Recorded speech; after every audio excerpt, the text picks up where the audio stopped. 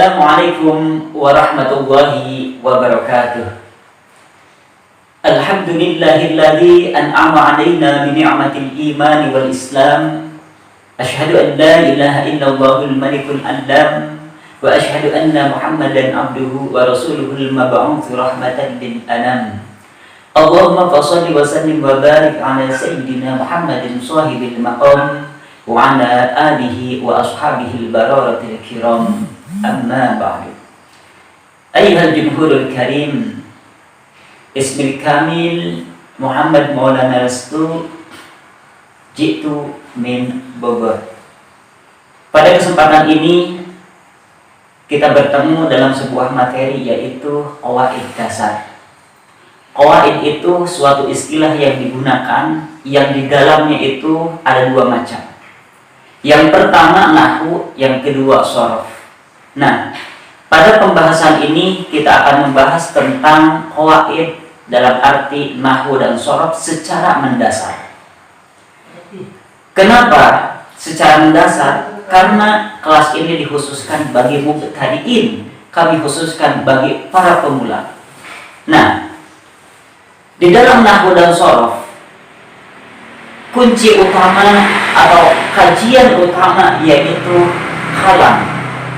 Al-maqsudu fi ilmin nahwi wal kalam. Kalam itu istilah dalam bahasa Arab yang ketika kita tarjim atau terjemahkan ke dalam bahasa Indonesia yaitu kalimat. Kita bisa membedakan antara kalam dan kalimat. Secara aslinya itu sama, cuman istilah atau bahasa saja yang berbeda. Kalam, kalimat. Saya beri contoh seperti ini. Ja'a Ahmad. Ahmad telah datang.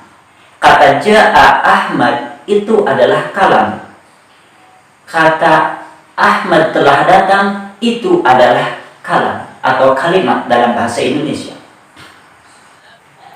Cabang ilmu qawaid ini sangat penting sekali untuk dipelajari oleh adik-adik semuanya, terutama bagi adik-adik yang ingin memperdalam Al-Quran, memperdalam hadis dan ilmu-ilmu bahasa Arab yang lainnya.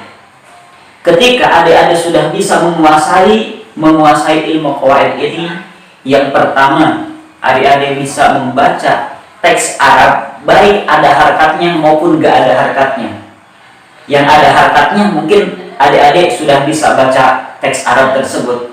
Nah, akan tetapi ketika kita sudah menguasai ilmu qawaid ini, kita bisa membaca teks Arab yang tanpa harakat, bahkan membaca teks Arab yang sudah ada harakatnya, dan kita bisa mengkoreksi sendiri apakah harakatnya itu sudah lurus, sudah benar ataupun masih salah.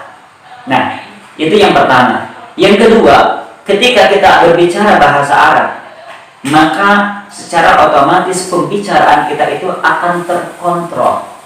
Nah, ilmu qawaid tersebut akan membimbing ucapan-ucapan yang akan keluar di mulut kita, khususnya ucapan bahasa Arab. Nah, yang ketiga, dengan menguasai ilmu qawaid tersebut akan membuka cakrawala ilmu-ilmu yang lain. Ilmu-ilmu yang lain bisa didapatkan ketika kita menguasai ilmu nahwu dan shorof. Jadi nahwu dan shorof atau qawaid ini merupakan suatu jembatan, suatu wasilah perantara untuk mendapatkan dan mempermudah ilmu-ilmu yang lainnya. Karena dengan menguasai ilmu qawaid ini, kita bisa membaca ilmu fiqih, kita bisa membaca ilmu faraid, kita bisa membaca ilmu astronomi, bisa membaca ilmu balaghah, ilmu mantik dan lain sebagainya. Karena kita tahu bahwa yang dimaksud dengan ilmu nahwu dan shorof itu adalah kalam. Nah, maka kita harus mengetahui cara membuat kalam, apa kalam itu sendiri dan cara membuat kalam. Nah, kalam itu tadi sudah dikatakan bahwa kalam dalam bahasa Indonesia itu adalah kalimat. Kalimat itu perpaduan dari berbagai kata dan kata perpaduan dari berbagai huruf.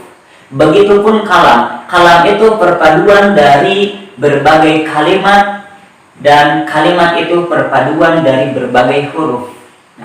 Jadi istilah kalam dan istilah kalimat itu sama saja, hanya berbeda dalam segi bahasa. Cara menyusun kalam, cara menyusun kalam itu harus terkumpul komponen-komponennya.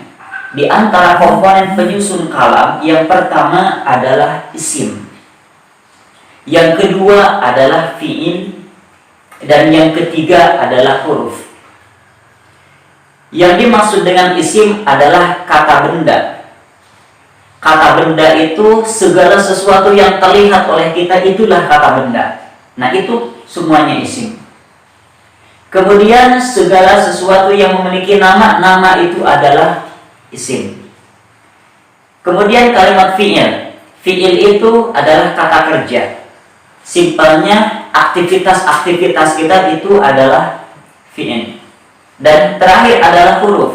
Huruf itu simpelnya adalah pelengkap. Selain isim dan fi'il adalah huruf pelengkap. Pelengkap dalam penyusunan sebuah kalam. Jadi kalam itu terdiri dari isim, fi'il, dan huruf. Adapun teknisnya, bisa isim dan fi'il, bisa fi'il dan huruf, bisa fi'il dan huruf, bisa isim dan isim, bisa fi'il dan isim. Artinya